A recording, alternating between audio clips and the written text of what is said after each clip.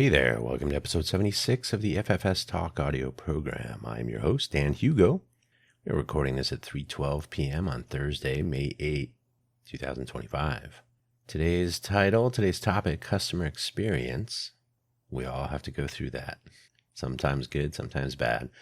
If you are not familiar with the FFS Talk audio program, it is ideally a discussion, a multi-way conversation about what works, what does not work, and what we might do about it. 76 episodes so far of audio essay monologues, which I prefer to think of as setting up the conversations that will take place in the future. If you are not familiar with the Irish, or perhaps other places, but I know it from Ireland, Irish expression FFS, you need to meet more Irish people.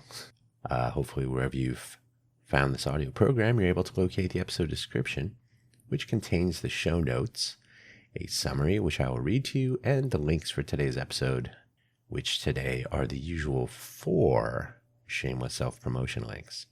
A number I would like to drop back down to 2 to simplify. So let's get started so we can get finished. Summary of today's episode. We live in a consumption world, obviously, and as consumers, we will encounter issues when placing an order, completing a purchase, receiving a delivery, using the thing, whatever it might be, and dealing with warranties or returns in general. Is it me, or is all of this getting worse? I don't think it's me. The links for today's episode, buymeacoffee.com/DanHugo, where you will find my profile with some links to my various audio programs, my various projects and initiatives, actually organizations around those. Some affiliate coffee bean links, because all of my efforts are powered by coffee. By the way, you're not obligated to spend any money in any way, but I use these as outreach and engagement tools for my adoring public. Hosted exclusively on buymeacoffee.com is the Buy Me an Update audio program published on Mondays. It's under 5 minutes, a quick rundown of last week's episodes and any news and announcements upcoming. You can find that at buymeacoffee.com/DanHugo/posts, also linked on the profile on buymeacoffee.com. The other pair, ko-fi.com, ko-fi.com/DanHugo. Most interesting perhaps there is the recently launched Coffee Solo, as in, you can get a Cafe Doppio, if you know how to speak, I guess. But so Coffee Solo is sort of a play on that. But coffee.com, ko-fi.com/DanHugo/posts is where you will find the aperiodic, not scheduled, not topic constrained Coffee Solo audio program. It is a precursor, I hope, to a randomly and topic agnostic Hugo Floss coming soon. And on that, let's get started for real. Bye, bye, bye. Is that a boy band lyric? I think so. But now more than ever, we're all aware of buying things. It's certainly been in the news. If you weren't already familiar, and if things really do get more expensive, we may also become more aware of just what a pain buying things can be. Buying things is how our economy works, of course, so buying things is important. It's what makes capitalism so appealing, right?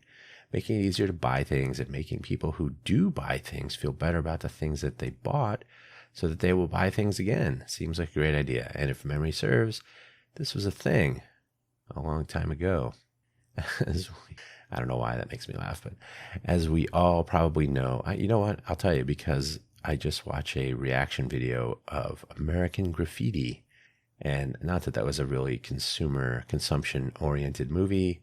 It was the old days, the long time ago. As we all probably know all too well, profit is key. Profit matters more than most things at this point. And while everybody needs to keep buying things to keep the machine running, profit is the ultimate goal, which means anyone selling, those are the producers, needs to minimize costs so that you and me, the consumers, buy stuff with more margin that the producers get to keep or use to build their production lines or whatever, but probably to put in their pockets, let's face it. This probably means cutting down on customer experience spending, and that's sort of where we're headed for today's episode. So let's begin at your local retail shop. I'm going to guess that you enter a retail store of some sort at some time through your days, whether it's a coffee shop, a convenience store, a bookshop, a restaurant, maybe a grocery store, or whatever else. Have you ever entered such a spot and encountered a person behind a counter or milling around somewhere, maybe checking their phone or otherwise distracted? So you need to bother them for something. One of my favorites is asking about menu items at a place you've never been, and you get the where they roll their eyes at you, like, "Hey, I've never been here before. Like, you're bothering me with questions about the menu? Come on." If they did let out that sigh, they are probably an employee who feels underpaid, maybe underappreciated, probably disengaged. They may feel that way. Whether they really are, that's between them and their employer. They are here for the money, not to make you happy, certainly not to answer your questions. That's a distraction for them. On the other hand, if the person jumps up to help, offers useful advice or suggestions, or generally leads you toward a positive experience, they probably own the place, or at least have more of an interest in retaining existing and capturing new customers. Your experience will lead to maybe a return and maybe you bringing a friend after all. Not everybody in the employee part of the ledger always understands that. It's usually, and hey, I worked at McDonald's when I was 15, 16, both. I know what it's like to not totally understand the big picture and something like that. Although on the other hand, I was part of a family business, a very small part, also a restaurant when I was 10. So maybe I brought a little bit more insight into sort of putting a good face forward for the sake of the company, my employer. But I don't know if that's, I don't know. This is a pretty good, easily visible example of the producer-consumer interface and what it looks like. The shop owner, or maybe a manager with some vested interest, understands the bigger picture. The employee is more likely there for the paycheck and has no real vested interest in your return as a customer. Do you come back? Either way. And you as the consumer may be convinced to return or be driven away based on any number of factors, your customer experience being at least one of them. Other things might be the price, the location, etc. But certainly, if everything else works out, but someone provides you with a very poor customer experience, that may offset all those other positive possibilities. So then you have tips, commissions, and profit sharing. The tipping or gratuity model is sort of broken, in my opinion. A topic of discussion for some future, since I am here in Vegas, a place that makes tipping into an election issue. But tipping from one perspective is a form of sales commission, or more generally, profit sharing. Not really. It's where the money is extracted and how, but if we kind of group all those together into providing some kind of vested interest in the success of the company, the business, and this is really interesting when you do look at an individually owned retail location that interacts directly with customers. Now, the person working with a customer has an opportunity to participate.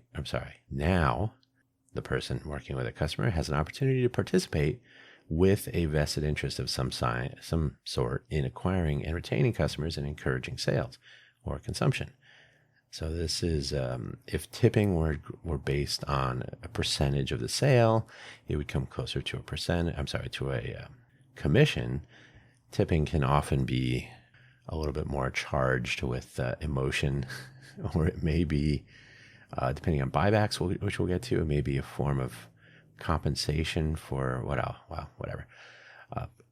Commissions are usually more on a schedule and are attached to sales and come later.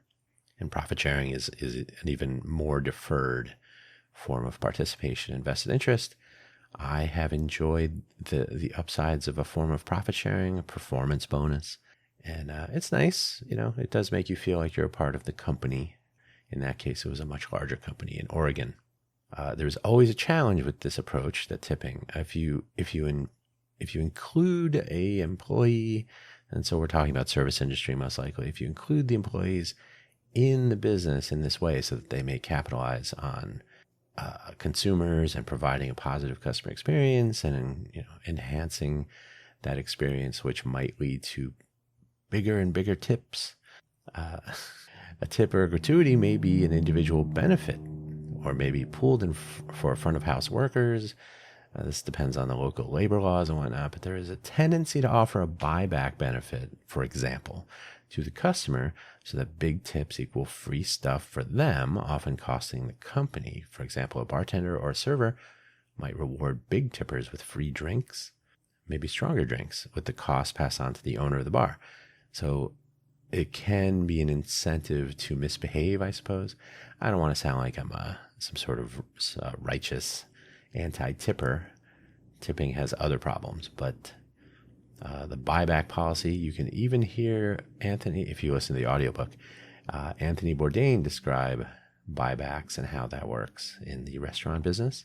It's not a secret, but it is something to be aware of. So the vested interest, bringing the person into the business through tipping, is really more of actually I've heard it described as a bribery scheme, or more of a kickback.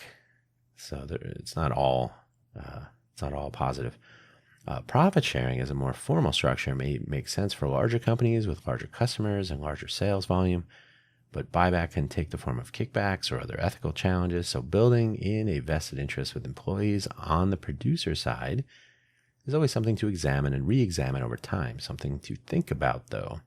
If the service industry changed from a gratuity model to a profit sharing model, that is, at the end of the evening, you count up your revenue. You get a total of the amount of the number of customers, the number of covers, the number of beverages, whatever it is. You end up with some number, and then over the course of a month, say, maybe it's per pay period, you take a percentage of the take, if you like, the profit. How much did we make in our small business? And you share that across your employees. In this case, making everyone feel better about the place, and the lasting impact of that does benefit everyone in a perfect world. So now you're not so inclined to go into a buyback policy. And by the way, a buyback policy with profit sharing actually removes profit, and so would be potentially a negative for the entire employee pool. So personally, I think a profit sharing model rather than individual tipping would be interesting, but that's a different topic for a different day. Buybacks would reduce profit and thus shared benefit. There you go. Maintaining good customer experiences would raise all boats with this approach. Maybe. I like when I get ahead of myself. Like, oh, I did write that down. So let us automate. If you've ever booked a flight somewhere, way back when, before, 1996, before 1996 or so. If you ever booked a flight anywhere way back then, you know that there was usually a lot of typing. And surely you've heard these jokes or seen jokes being joked about the boarding person at the gate, the person typing on the keyboard like they're writing a tome. The SABRE system, S-A-B-R-E, a system implemented by the airlines to book, and I think hotel systems are also in there, by the airlines to book travel, required the use of airport codes and other booking details that were a little bit convoluted. I had some friends when I was in high school going through travel agent training. They had to memorize all the airport codes, all sorts of other good times. As part of a domain-specific language of sorts to know how to book through the SABRE system. So calling an airline or working with a travel agent to book travel was usually the way to go, and they would interpret your plans into a travel itinerary and get some commission out of that. So they were paid to be that interface. I was working at Netscape in 1996 when a startup came by to sponsor a little beverage bash to celebrate the launch of their services called Travelocity. It was a web interface around the SABRE system, which could turn customer travel plans into bookings directly, hiding the complication of airport codes and whatnot behind an attractive, for the time, HTML interface instead of behind a travel agent. Why visit a travel agent for simple travel needs? Just visit a website, click on a few things, and pack your bags. So they were able to, now this is not full automation, but it definitely automated the user interface, so that the person looking to travel could remove the dependency on a travel agent and could work whenever they wanted to. So removing the travel agent or other intermediaries, and this could apply to anything now at this point, means the customer, the consumer, can conduct their business anytime, and the customer does not need to wait on hold or wait until business hours. They can point and click, make their selections, and thanks to the ubiquity of online payments, only more true in the last decade or so, they barely need to think about the process. They can focus on the items or services they are purchasing, and payment is like magic. The producer side wins for setting up their e-commerce solution for more profit. So, and obviously over time, more things can be automated. You get better assistance trying to find a product you're looking for with search. And now with AI tools, you can actually chat with the site. Hey, what is Amazon's Rubin or something? Hey, computer. No, don't listen to me, Amazon products. Hey, thing. Hey, automation. Describe the perfect book for me that I want to read today, or whatever it is, right? So they can include massive amounts of customer history data, customer behavior data, and so on. So automation is really good or bad. I don't know. You decide. On the support side, now what happens when a customer makes a purchase on the website or wherever, maybe on an app, and there's a problem? Could be on the delivery side, could be dissatisfaction with the product or service or whatever, for whatever reason. Or maybe the product or service never arrived at all. Now what? In the old days, there was still a need for human interaction, someone who could pick up the phone if it rang, so to speak, and address the customer issue, solve it if possible. And once resolved, continue with a reasonably happy customer.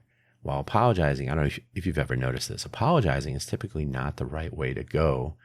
For the producer side, never apologize. Offer. Now, I think Amazon people will say something like, I'm sorry to hear about this, but they don't say, I'm sorry to you. First of all, they don't really have the power to truly apologize. But yeah, apologizing is admitting defeat and allegedly only gives the customer more for next time, ammunition, if you like. But apologizing for a situation maybe is right on the line. Generally, customer support has become a psychological operation. A workable and quick solution to the problem is almost always what the customer is looking for. I know myself, I really don't want to take the time to argue with someone because, first of all, they are getting paid to argue with me and I am not getting paid to argue with them. In fact, I spent money, probably. I'm just looking to get the value that I thought I paid for example. And so I'm not really here to argue with you. Some people may or may not feel that way. Providing that is the thing to do, at least 80% of the time. Here's a solution for you, and I've only kept you on the phone for 3 minutes. Like, oh, okay. What a fantasy that is, right? The bigger the company, the more the customers, of course, probably. I mean, that's how they stay big. More likely, some percentage of the customers are going to need support, and so will be making a phone call or maybe reaching out by email or some chat interface now is pretty common. That would cost a lot of money if it were people, but now we have more and more automation in the form of artificial intelligence. Before that, there was some sort of wonky, but you could do some sort of checklist questionnaire type thing. You know, did you get the product? Does it work? Is it broken? And Amazon famously was doing this as well. Obviously, I'm thinking about Amazon a lot during this, but all of this applies to any size business. Anytime you're interfacing with humans, this is where you're going to be. So artificial intelligence can engage in a somewhat realistic way with a customer to take questions and maybe even initiate solutions like a refund or placing an order or a replacement or issuing an RMA, return material authorization. And these are becoming less cost effective for the likes of Amazon. They now at this point, they seem to be leaning toward just keep it. Don't bother shipping it back to us. We don't want to deal with it. Maybe escalating to a human sometimes for as long as that relationship is possible, for as long as there are humans working. The mechanization of customer support places the consumer in a maze of menu options. A chat or more possible, a voice call with someone or something that may or may not solve the problem. The only one making money on the use of this all the time is the company. Yes, cynical. I have found some support people are extremely helpful and they seem sincere, although they're still reading off a script. At a bigger company like Amazon, I think if you walk into a bookshop or somewhere where the owner or manager, and by the way, let me go to my go-to example. Food trucks. I haven't talked about food trucks in a couple of weeks. Food truck owner is typically on the food truck at an event, especially if it's a one food truck business. If they have multiple food trucks, that becomes less likely. But if it's just one person who said, hey, I have a concept, I want to start a business, I'm going to create this business on wheels so I can move around and find my customers where they are, figure out where I can do business best. So I always would tell people, yeah, you can write a Yelp review about your whatever experience you had with the food truck, but if it wasn't a positive one, you can just knock on the side of the truck here. You don't even have to go up to the window, and someone will stick their head out. Hey, is the owner on this truck? And they'll probably be there, or at least they will be reachable. So you are separated by a sheet of sheet metal between a bad Yelp review and, oh, let me fix that for you. Let me make that right. So customer support, customer service, when you have direct engagement with your customers and you want to keep that up and you want your customers to tell other people to come by, I think can be vastly different. You're not going to see a small business person say, well, here, call this 1-800 number and go through the voice menus and file a complaint or ask it, hey, I would like my espresso in a different cup. I don't know. I just made that up. Yeah. So small company interactions with their customers are usually substantially more important and get human attention. And as the company grows, they go to automation. Why? To save money. Why spend all that delightful money on customer support when you can put it in your pocket? More cynical. And of course, everything is always impoopified. I've talked about Cory Doctorow's theory, and it isn't impoopified. I'm trying to keep it clean. Replace poop with the other version of that word. So we've covered Cory Doctorow's theory in the past about impoopification. I think he was talking about TikTok in the article he wrote, but now the term in the almost literally dirtier version is, you can say impoopification to a 10-year-old or a 5-year-old, and they're going to be like, haha, I'm looking forward to more of that. But it's becoming mainstream. You actually can see and hear and learn of people using this in conversation about their own businesses or about market segment, all this stuff. It is a thing. So I don't need to describe it in general, but the fact is, when it comes to producer-consumer relationships, our job as consumers is to spend, keep the revenue flowing, keep our complaining to a minimum. And when we do complain, tell it to the robot. This is how even the best of services eventually become impoopified, when they start saying, well, we'd rather keep the money, so let's just have people like cattle go through this little, what is it? What do you call that? What do you call the cattle thingy when they're not a cattle call? Whatever it is. Just have people go into this process that's automated. We don't have to deal with them. And if we need an escalation, we get to hire fewer people. Those will also be robots eventually. Maximizing profit with larger margins and fewer expenses on things like customer support humans, warehouse humans, eventually delivery humans. These are how producers keep more of the money, but is this merely shifting the cost? Probably, often to the consumer. I have spoken of this briefly in an episode of the Coffee Solo show. I think it was last week. My experiences with the Amazon Vine program, where people like me receive products from Amazon that we select. They are received gratis. I don't have to pay for them, which is nice. And we submit reviews for them, and they're marked as such. Amazon Vine review, product provided for free or something. There's a disclaimer automatically attached. So as you or me get more and more items delivered, I think I'm up to delivered. Ordered, I think, is 95. I think delivered is about 90. That's a lot of Amazon. You can order 3 products a day. And so I've done that, kind of part of my own experiment, to see where the boundaries are. So you get to experience a lot of the Amazon delivery process, more so than if you just order one or a couple of things a month, or if you're in a subscribe and save with them. You get a few items at the beginning of the month or whatever the case is. But if you're getting Amazon deliveries every day or so, which is the case for me, and I'm only ramping up my product count so that I can get to the next tier, which is at 80, actually 80 product, 72. You have to review 90% of your products. After 80, you're eligible for the gold tier.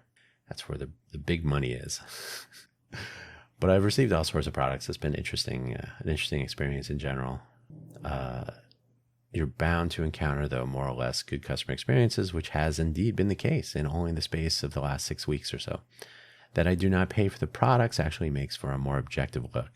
I have no passion. If a product doesn't show up, it's like, well, I didn't pay for it. It would have been cool to have that thing, but that's why I selected it. But no real loss for me. Since I can remove the frustration, so it's an objective look. Since I can remove the frustration of financial investment, I've spent nothing. Then look at the process itself and where it lets down the customer. And yes, I have been let down many times on this journey. Hey, Amazon has a lot of customers, a lot of moving parts. The customer is going to be let down now and then. If this happens at your local coffee shop, though, even scaled down to that customer volume, would that coffee shop stay in business? Probably not. I mean, I've had some really, now again, I didn't spend any money on these products, but just some silly experiences. Someone calling my phone at 4 a.m. because somehow Amazon gives their independent delivery drivers, not driving an Amazon truck, but probably someone in their Toyota Tercel drove up to drop off a package, and they decided they needed to call through. So you get an Amazon support call or something. I don't answer the phone at 4 a.m. And usually it's they got confused because I have provided delivery instructions at this point now with this delivery volume, but they don't check those. They're confused. How do I get in there? How do I? Yeah. Products getting returned for no reason. Like, oh, I'm not getting this. Okay. And again, since I'm not spending money, I can look at this a little bit more objectively. Like, okay, this entire process is a fail. And here's the funny part. Amazon is not listening to the delivery part of the review. They want the product reviewed. But anything you have to say about the delivery process, which again, because you're participating in a program that increases your delivery volume substantially, if you're participating, you're going to see all those cracks in the process. Now it's not all Amazon. I had a UPS delivery that went to the wrong part of Las Vegas. And I contacted UPS and I said, hey, this was delivered apparently to somewhere many miles away. And support was useless. I filed a claim for a lost package. It came back within an hour or so and said, resolution, product is lost. Okay, that was useful. And then I think it was 3 days later, it just appeared as if maybe someone from UPS went and retrieved the package and then delivered it to the correct. Anyway, who knows? Who knows? And this again, I didn't spend any money, so it was really more of a spectator sport at that point. But impoopification is in full effect. Obviously, this should be obvious. Shopping local. So this is sort of the solution part of the episode. Shopping local, engaging your local producers, being an engaged consumer who knows where products come from and how we can maximize the value we receive. These are all good ideas. Can the pendulum swing back towards spending local, knowing your shop owners, maybe them knowing you? Maybe. And I kind of think that, well, first of all, keeping money local, there's a whole other topic of discussion about, when you spend money at Target or Walmart, that money probably goes to other places, if they have franchises or, whatever the company is. So not just those. So when you spend money at an Amazon or a bigger company, you're not really spending locally. You're spending wherever they are or wherever they choose to spread that money around. But when you walk into an independent coffee shop, a great example, or when you patronize a food truck, you're going to hand money to the person behind the counter or in the window there, and they're probably going to spend the money locally. And they're going to give the money to someone nearby to pay a bill or to purchase something. So the money is staying locally. So you kind of support your local economy with that. And hopefully you get a better customer experience because you can speak to the person who owns the place and they can speak to you. And then when you go back, they'll say, hey, and then you say, hey, I haven't seen you in a couple days. You don't get that at Amazon. In fact, my Amazon Vine delivery snafus have been met with rather poor customer support, customer service interactions. It's been sort of disappointing. As long as the likes of Amazon offer products and services at scale, sometimes are often at the expense of a really positive customer experience. When it matters, we face diminished satisfaction now and then. now and then for the sake of convenience, and now and then some price advantage. I will say my subscribe and save order, which I've been doing for years, I find a good price. You get a little discount for doing a little bulk order there. I get anywhere from 6 or 7 maybe to maybe 10 or 12 items, usually somewhere in the $100-$150 range total. If something becomes not price competitive, I remove it from my list.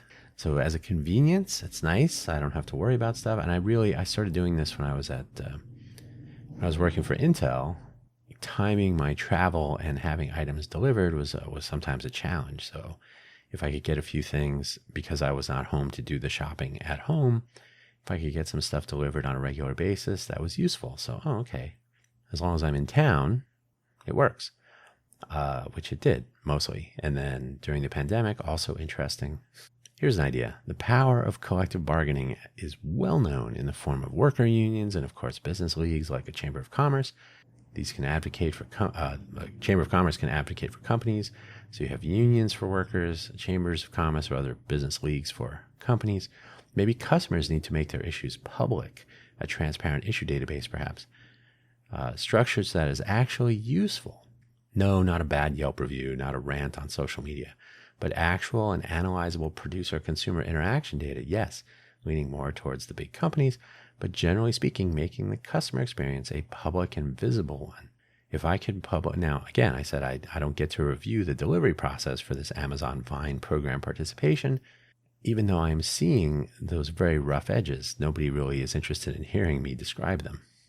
With hope that visibility and correlation of negative experiences, corrective actions, and where the producer side goes from there would be completely visible throughout. Right? So visible on the input side. Hey, I had a delivery issue. Hey, the driver threw this actual true story, driver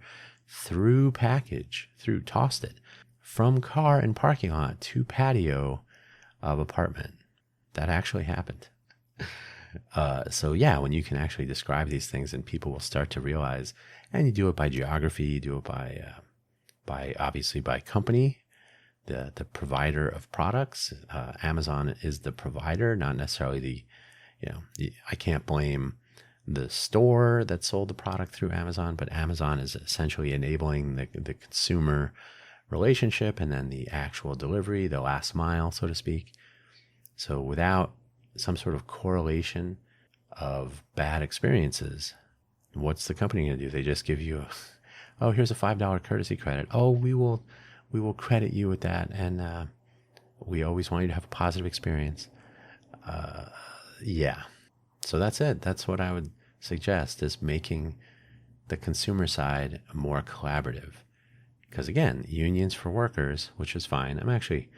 I'm pro collective bargaining. I don't know if unions are always healthy the way they're constructed. I think union busting is a bad thing though. So I'm kind of on the fence about the implementation, but I think collective bargaining is essential.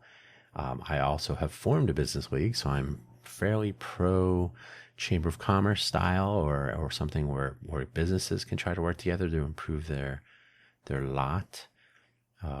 I formed a food truck owners association, and so we were trying to get the health department and zoning rules and whatnot to be less ridiculously favorable for brick and mortar and anti-mobile commerce. So I see the place for these things, and I honestly think consumers need something similar. You'll hear about the Consumer Bill of Rights, the Traveler Bill of Rights, and so on, various laws that are attempted to pass. But you don't need a law to actually make these things transparent. A public bug database, kind of the Yelp of customer experiences. Now you can file things on Yelp, but Yelp is essentially an anecdotal star database. Like, oh, I took off 2 stars for this. Well, I only took off 1. So inconsistent, not truly useful. And then people are encouraged to write their story, not to provide sort of structured information about, physical, like where was the package being delivered. And by the way, this also applies to services. I've been leaning into Amazon since it's nearly ubiquitous at this point. But I honestly think services, digital or otherwise, fall in the same boat. It didn't work as expected. Now, I do find it hilarious that people will complain about a $1 application on a mobile app store, the Play Store or iTunes or whatever. Like, oh, this wasn't worth it. It was $1. Now, I'm not saying $1 is not $1. $1 is $1. But you didn't spend back in the day, back when I was your age, a software application that you'd have to purchase on a floppy disk for 35, 50, whatever, bigger stuff, 100, 200, whatever. So it's sort of comical. But at the end of the day, this is not about writing a story about, oh, the delivery person left it at the corner down the block for some reason. They didn't want to go. Okay, that's interesting, but you should indicate in a structured way so we can start to see on a map or maybe correlate with a particular delivery person or so on. Not to dox a person, but to say, hey, there are real problems here. I've proposed the same for public transit. I've had angry and dangerous bus drivers that I've had to interact with in that they are driving me somewhere in a large vehicle. And I'd kind of like to get there. So anyway, customer experience is something that should be more visible with privacy protections on all sides, of course, but should be more visible so that we all kind of understand that even though we are expected to power the economy with our spending, we shouldn't be treated as though the penalty is all on us, even when we are spending. So that's what I'd like to see. And that's my solution proposal of sorts. Make it visible and let the wisdom of crowds do its magic. That's all I have to say. I'm going to leave it there. Thank you so much for listening. As always, we'll catch you next week on the FFS Talk audio program. Take care. Bye-bye.